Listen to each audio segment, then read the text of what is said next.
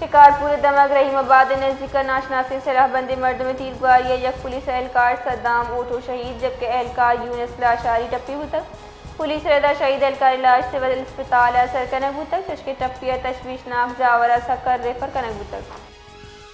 शिकारपुर दमक रहीमाबाद नजदीक नाशनासी सलाहबंदी मर्द में तीरगुआरी यक पुलिस एहलकार सद्दाम ओटो शहीद जबकि एहलकार यूनिस लाशारी टप्पी तक पुलिस रदा शहीद एहलकार इलाज सिविल अस्पताल असर कनकबू तक चशके टप्पी तशवीशनाक जावरा सकर रेफर कनकबू तक।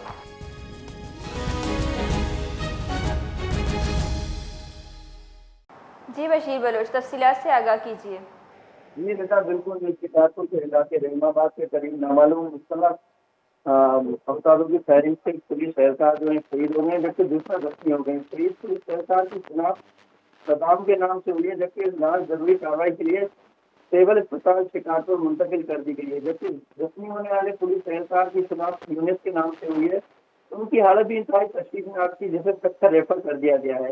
एसएसपी शिकारपुर का ये कहना है कि पुलिस सरकार के कत्ल में मुलविस मुसल्लह मुलजमान की गिरफ्तारी के लिए इलाके को सील करके इलाके में सर्च ऑपरेशन जारी है। जब तक मुलजमान गिरफ्तार नहीं होते तब तक इलाके में ऑपरेशन जारी रहेगा। जी रिदा, बहुत बहुत शुक्रिया।